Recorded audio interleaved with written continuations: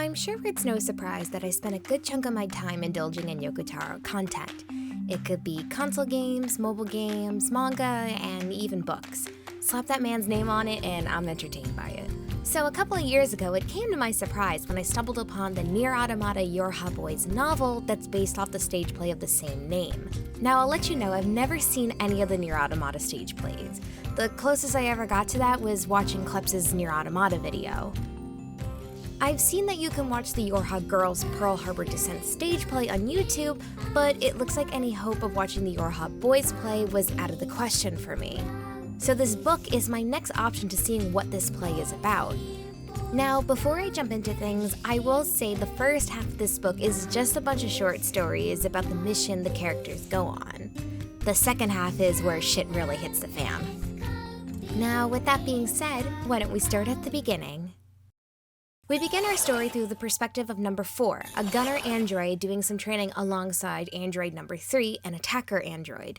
The two are always together doing training, even though they don't really seem to like each other. Number 4 always said that number 3 concentrated way too much into what he was doing in that moment. But gunners like number 4 were constantly forced into a situation where they had to think in the moment and what their next move would be. Number 3 especially was always the shoot first, ask questions later type, and that always just pissed off number 4. Along with them is Commander Black, who was overseeing their training. He asked the two to stop and requested that number 4 take aim at some high-end targets. Number 4 doesn't miss a beat, and he is able to hit every single one. The commander begins to praise number 4, which causes number 3 to click his tongue and become annoyed at number 4. Number 4 tells him that his aim is all luck and that he's nothing special. The two start to argue, and eventually the commander breaks the two up. He then tells the two to go back to their bunkers and rest, because tomorrow they will start their final training where they'll finally head down to the surface and meet the rest of their teammates of the new M Squadron. The male squadron will be the first all-male Yorha squadron that will be led by Commander Black himself. The commander lets them know that in total there will be 7 of them. Number 4 returns to his bunker and is excited to hear that he'll actually get to have teammates for once, since he's only ever worked with number 3. He knows if number 3 could hear him now, he'd probably just make fun of him. Number 4 starts to think about how he can help support his new teammates and how to ensure victory with his new missions. Android number 9, a healer, is introducing himself to the twin androids number 21 and number 22. Both androids were designed to be twins but made to have different abilities. Number 21 is a scanner model, while number 22 is a gunner, just like number 4. Number 6 joins them and introduces himself as an attacker. Number 9 had met number 6 previously during a training scenario where he was badly injured and number 9 had to aid him. The 4 of them attend their final calibrations, but once done, they begin to hang out with each other. They start to laugh and run around the bunker when they stop and take a look at the window to see planet Earth. As number 9 takes in this peaceful moment, he starts to realize that he might actually like to have teammates. Number 9 asks the boys what's the first thing they want to see when they get to Earth. The 3 androids start to think, but they're unable to answer his question, so they ask him the same question. Number 9 thinks for a bit, but tells him that he wants to see birds, insects, and fish swimming. The boys look baffled and confused at number 9's response. Number 9 didn't understand why, but maybe because a silly dream like that might be too much for an android. Number 3 and number 4 have been on Earth for some time now, but have only been doing training. Attacker first gunner. It was just like how it was back in the bunker. It seemed at first number 3 had the upper hand until number 4 got in close and pulled out a handgun, causing number 4 to be the winner once again. Number 3 becomes angry and said if this was a real battle, he would have killed number 4 with his sword by now. The commander broke the two up and tells number 3 that his words won't help him with winning against the battle with the machines. Number 3 asks the commander when will they finally be able to go on a real mission, and he's starting to get agitated with only doing training with number 4. Number 4 then starts to mock number 3 and saying that they have to wait for the others, and how impossible it will just be for the two of them to go on a mission by themselves. With that being said, Commander Black turns around and rushes in the rest of their comrades. Number 3 was unimpressed by his new comrades, especially with number 22, who was a gunner like number 4. 22 was short and scrawny for a gunner. and number 3 loudly let number 22 know that. Number 4, however, notices that in total there are only 6 of them when there's supposed to be 7. Commander Black tells the group that their last member is running behind on calibrations and will eventually join them later. With the group finally together, Commander Black gifts them with something called a Support System Unit, or SSU for short. The SSU can perform basic tasks, like tell them the weather, but it can also nullify physical viruses in any system outside of the brain. However, as of right now, it cannot heal any androids from the logic virus. It can even perform a diagnosis, and Commander Black uses number 6 as an example, showing he can command the SSU to run one by voice command. With the boys finally equipped with their SSU, Commander Black tells them to prepare themselves, because they're about to begin their first mission together. As an explosion rumbled in the distance, it seems the boys have been separated due to an attack by the machines. Number 6 and number 3 decide to take cover in a small cave covered in leaves where they've stayed for 8 hours now. Eventually, they realize that the others must be dead, excluding number 9 and number 4, since they were originally the ones kept away from the front lines. Number 3 is starting to become impatient with waiting and demand that they do something, but number 6 tells them that they should wait in the cave. Number 3 whips out his SSU and starts a distress signal at full blast. Number 6 becomes furious and tells number 3 that doing this will only alert the machines of their location. They both start to argue back and forth, when finally number 6 draws his sword and threatens number 3. Number 3 wasn't surprised at all by number 6's response and draws his sword as well. They both begin to fight when number 6 is able to get the upper hand and stabs his sword into number 3. The stab wasn't enough, however, because number 3 was able to grab number 6's arm and stab him in the left shoulder. Number 6 eventually breaks out and puts the final blow into number 3. It becomes silent, when suddenly number 6 collapses, his face landing in a pile of mud. He wasn't surprised that this was the outcome. He just starts to think about the next chance he gets when he'll see number 4 and how he'll fight him. But just when he comes to his conclusion, an explosion goes off. Their next mission has number 22, 21, 6, 4, and 9, where they're sent into a deep sea base to hack into the machine's server. Along with hacking into the server, they were also given the task to make sure that both number 22 and 21 are to stay alive. Usually on missions, number 22 and 21 were the first to die, but the only ones left are the both of them and number 4. Number 21 was supporting 22 since 22's arm was torn off while he was trying to save android number 21. The 3 are being chased by machines when number 4 tells the twins to go on ahead without them. They both plead with him, telling him to come with them, but number 4 knows that there is a goal to their mission. It is to make sure the twins stay alive and make it to the server, so he yells at the both of them to go on without him. The 2 take off and make it to the server room. Number 21 begins to hack into the server while 22 covers him from machines. 21 begins to struggle with the server, saying that the security walls are too strong to hack through, so he comes up with another option.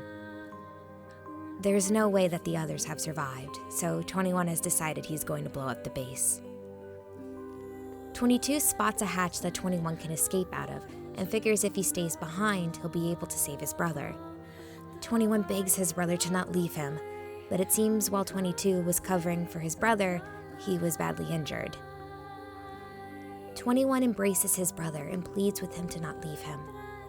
And it was in that moment that it finally hit 21 why him and his brother are made together. 2 twin Yorha androids designed to be together every step of the way. But if one were to die, would the other crack under pressure? 21 decides that he's going to stay with 22. He lays down and wraps his arms around his brother. Number 22's vision starts to fade, but then 21 grabs his arm and puts it against his cheek. Number 21 starts to cry. Number 22 tells his brother not to cry, because he has him with him. 22's last words were, "So please don't cry. It'll be all right. I can't see anymore, and I can't hear, but I know you're still beside me, and there's nothing in the world that can make me happier." the bomb goes off. Thanks to number 21 and 22's sacrifice, number 3 and 9 were able to enter the deep sea base. They stumble upon the bodies of number 4 and number 6, their bodies torn apart by machines. Since number 9 is able to store everyone's memories, he is left with the burden of constantly hearing their screams, and it was starting to get to him.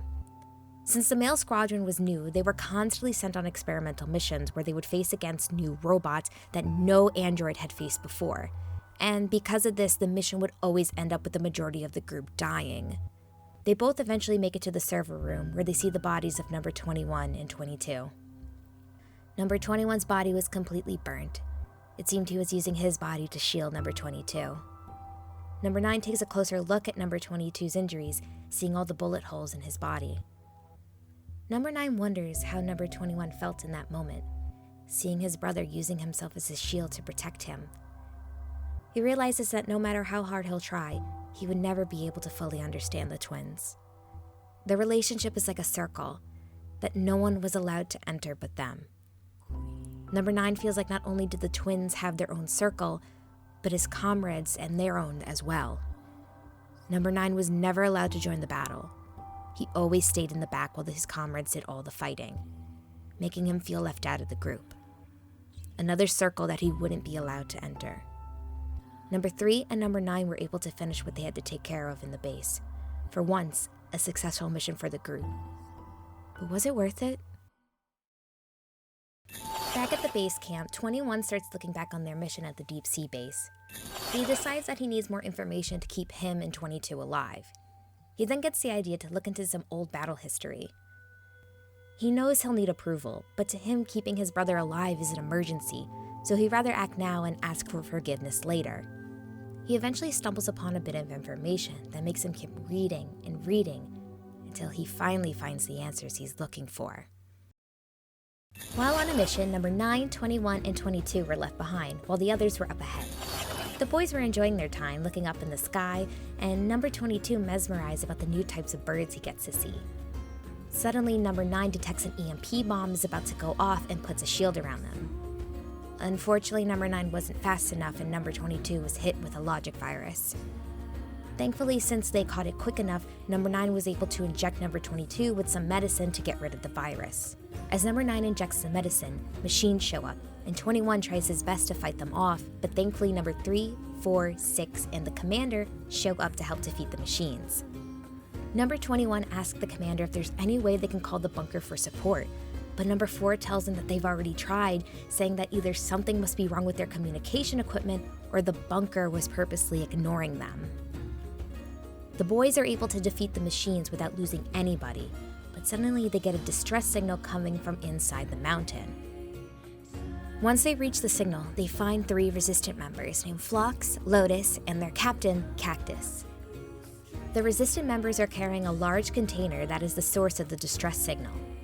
Commander Black is able to open the container, and inside is the last member of the M Squadron, number 2, Type D. The group was confused, wondering all this time where their last member was, and also wondering how did he end up here of all places. Commander Black tells him that he must have been on his way to meet up with them when an enemy must have attacked and sent him off route. Just then, the mountain starts to rumble with the ceiling collapsing and caving in on the squadron. 36 hours have passed and number 9 is dug out by Commander Black. It seems the rest of the squad is okay except for number 22 and number 3. They both have been severely damaged from the cave-in. Number 4 points out how much time has passed and that he wasn't able to upload anybody's data to the server, meaning that if these 2 die here, neither of them will know anything from the past 36 hours. Number 3, 4, Phlox, and Cactus leave to explore deeper into the cave while the rest stay behind. Number 9 looks after number 2 and sees that his leg is badly injured. He starts to tend to his injuries, including his hand that he gently wraps for him. Number 2 feels like he can know everything about number 9. He sees how caring he is and how he wants to be there for others. Number 9 asks number 2 about what a D-type android specializes in. He tells number 9 that he's a defender model, and he was built to defend physical attacks and to defend off the logic virus, and that he was designed for the front lines. Hearing this makes number 9 feel uncomfortable. He tells number 2 to not go overboard with himself. You see, number 9 is the one that installs all of their conscious data. That even though they don't remember their deaths, he can tell it somehow sticks with them. Number 9 then begs number 2 to please don't die. Number 9 steps away to get number 2 some water when Commander Black steps towards number 2. The commander asks number 2 how long he plans to act under his false identity and calls him number 2, Type E. You see, the Type E androids aren't like any of the others. They are specialized in executing Yorha units to prevent the leaking of information regarding the Council of Humanity's most vital secret. Some time passes and Commander Black has found a way for them to escape. Deeper in the cave, there's an aircraft that'll be able to take them to the bunker. Black also informs that in order for their plan to work, they'll need to split up into teams. Group A will have number 4, 22, and Black. Group B will have number 21, 3, and 6. And finally, Group C will have number 9 and 2. As the boys are about to split into groups, they all go around wishing each other luck and hoping to see each other soon. Number 2 was taken back by this thought, how useless it was and how that the signal that went off was no accident. You see, they were meant to find number 2, so he could assassinate all of them. The only thing that wasn't planned was the resistant members tagging along. Before taking off, number 9 gives number 2 some more water. Number 2 becomes speechless to number 9's kindness and can't form words as all he can do is just stare at him. The teams finally split, with Team A's job being to get to the control room. They are eventually attacked by machines, but Lotus pulls out a gun and shoots at the machines. This weapon caused the machines to start attacking each other. While Team A was taking care of that, Team B had finally made their way to the aircraft. The door, however, to get inside is locked, so number 21 decides to hack into it. Unfortunately, this causes number 21 to be infected with a logic virus. To add more onto their crappy situation, they are also ambushed by machines, but number 21 doesn't stop his hacking. Thankfully, Team A and C are able to support, and all of them make it onto the aircraft. Number 2 sits by himself staring at his SSU. It keeps going off, informing him that he's behind on his assassination. Number 9 walks up and sits next to number 2, asking how his hand is feeling. He tells him he's fine while he's using his hand to cover his SSU. Number 2 then asks number 9 that he should go and tend to the others, but number 9 informs him that he's done that already and he's here to take care of him now. Number 2 then asks number 9 what are his plans for when the war is over. Number 9 becomes confused by number 2's question, since he's never really thought of that before, and asks number 2 why did he ask such a question. He thinks for a bit until he can finally find an answer. Number 2 was curious why, since the M Squadron has traveled to so many places. Number 9 specifies and says that he'd like to see beautiful places, like islands or canyons with red rocks, and that he wanted to see ruins of the old world. Number 9 then points out the window and sees the ocean. He tells number 2 that one day he'd like to go there. As number 9 is distracted, number 2 gently touches the handle of his sword, seeing that this is the perfect opportunity to take out number 9. However, he realizes he doesn't have the strength to do it, and releases his hand. Shouting can be heard from the other room. It was Commander Black yelling at number 21. It seems that number 21 had changed the autopilot and that they are not heading to the base at all. It's here we finally see what the files were that number 21 found. They were about the M Squadron and how they were always meant to fail. Yorha was constantly putting them under a stress test to push them to see if they could finish their mission under hard conditions. They were made to die, over and over again. Number 3 has decided to side with number 21 and tries to extend his invitation to Commander Black, but he declines. Number 4 questions where they'll go, and number 21 tells them that they are headed to the Nightlands, to the side of the world that never sees the sun, and the part of the world where dragons are. No, this is never again explained outside of this sentence. Number 9 and number 2 rush and see everyone has their guns and swords drawn at each other. Number 6 then grabs number 9 and holds his sword to his neck. Number 2 quickly draws his sword to number 6, demanding that he releases number 9. Number 21 chuckled at Number 2's demand, considering what his real intentions are. It seems Number 21 was also aware of Number 2's true identity, that he was just there to kill them all. This begins a free-for-all fight, and the androids begin to attack each other. While fighting, the control to the aircraft was destroyed, and the ship crashes. Number 9 emerges from the rubble. He shouts to see if anyone is near and stumbles upon Number 22. It seems they've crashed in the middle of a forest. They eventually hear movement coming from some rumble and see it's Number 21. 22 starts to run towards his brother, but Number 9 suddenly grabs his hand.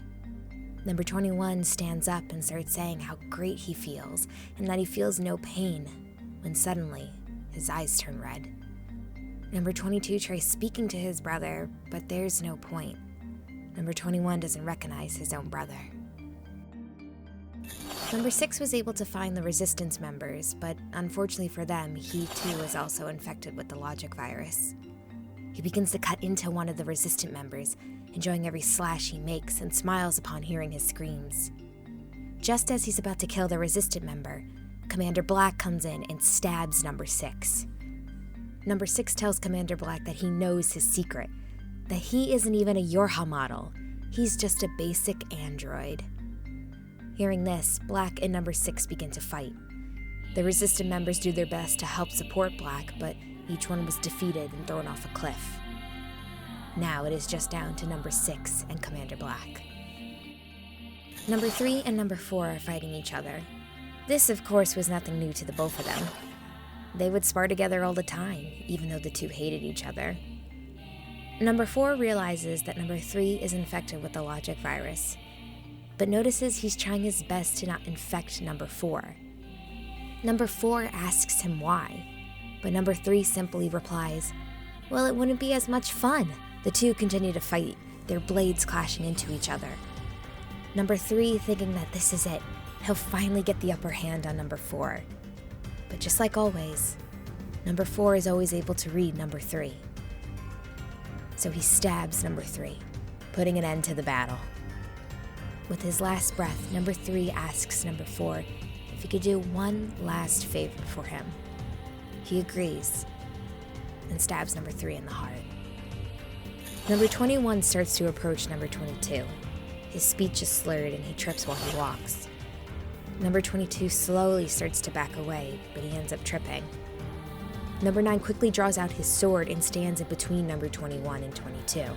21 starts to shoot at Number 9, but while he tries to dodge and deflect the bullets, one of them ends up hitting Number 22 in the leg. Number 9 then was able to take the opportunity and stab Number 21 in the heart and knock him down. Number 9, thinking the fight is over, sees that Number 21 gets back up as if nothing happened. It seems the virus was causing Number 21 to regenerate any of his wounds. Number 21 starts to approach Number 22 again, but is saved by none other than Number 2. Number 6 is repeatedly stabbing Commander Black. He's enjoying it, loving his blade sliding inside and out. Number 6 starts to think the reason why he acts this way is because he was designed to have this personality, which is why it wouldn't have mattered if he was infected or not. He would love doing this all the same. With little strength he has left, Commander Black commands his SSU to do a full body scan on Number 6, causing his body to paralyze. Commander Black is then able to set off Number 6's black box to begin a countdown from 10.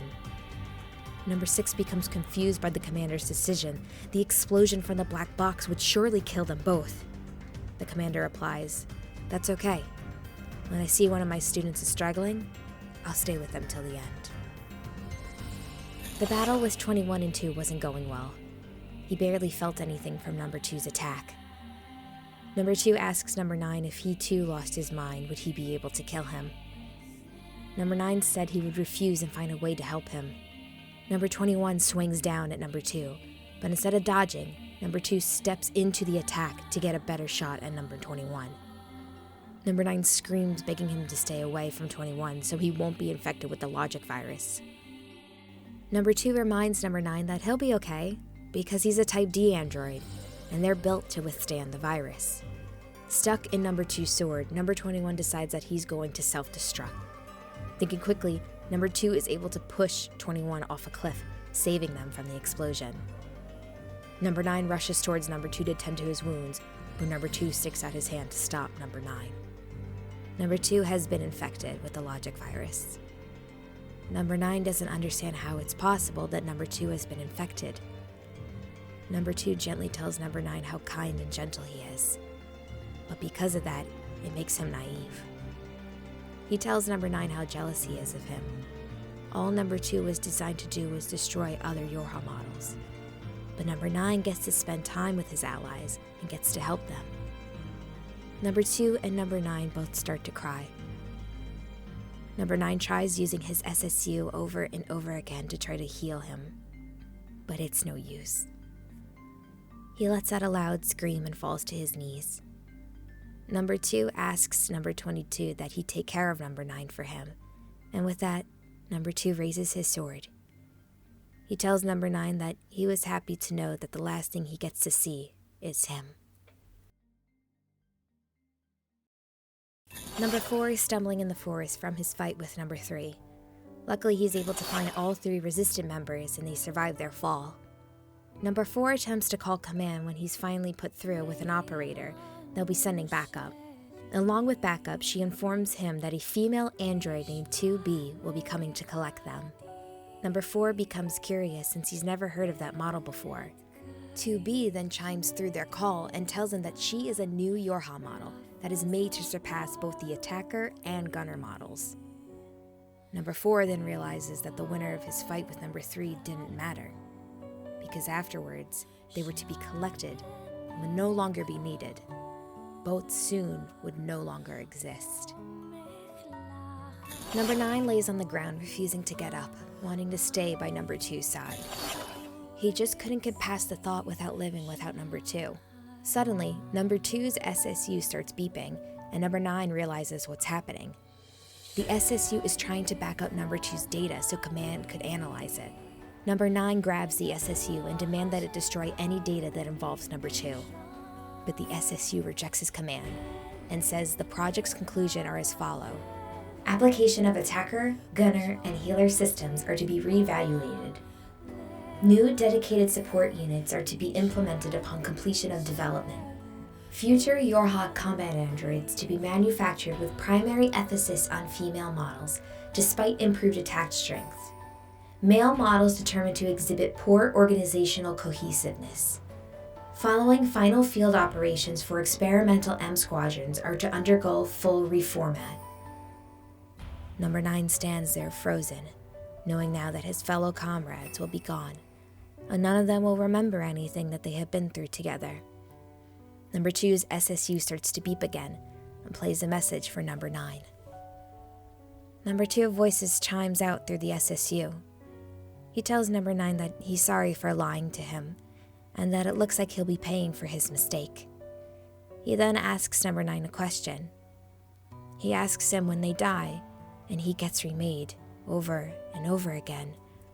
Where do their souls go? Number 9 can't think of an answer, but starts to realize he never stopped to think of that.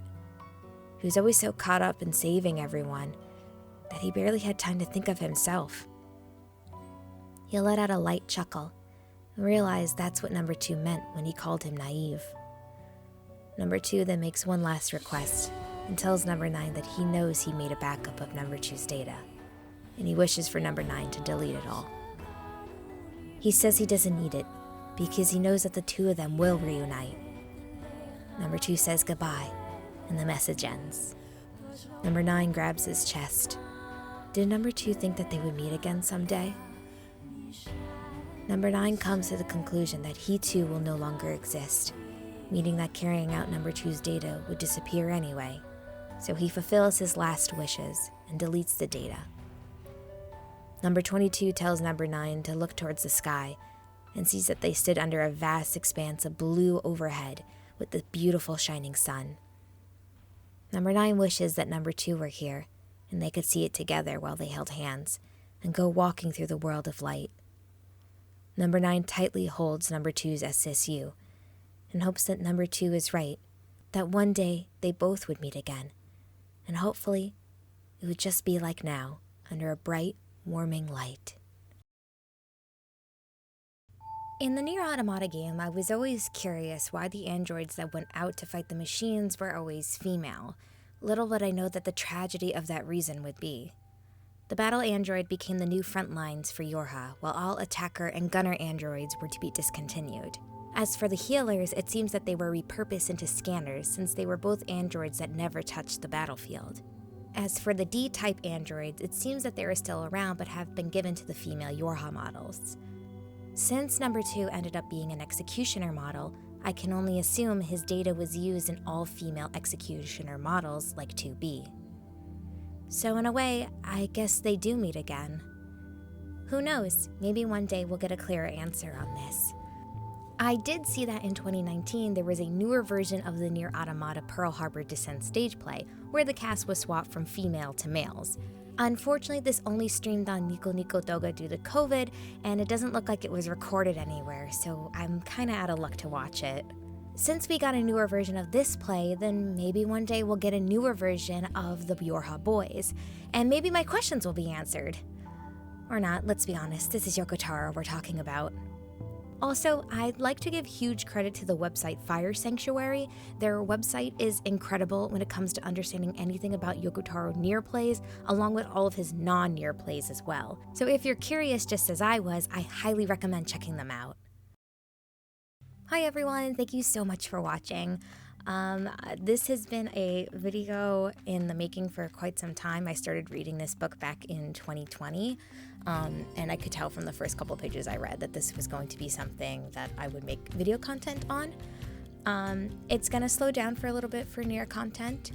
I do plan on making a video about Final Fantasy VII, particularly about the books for Final Fantasy VII, since a lot of that content seems to be adding into the newer Final Fantasy VII Remake and Rebirth.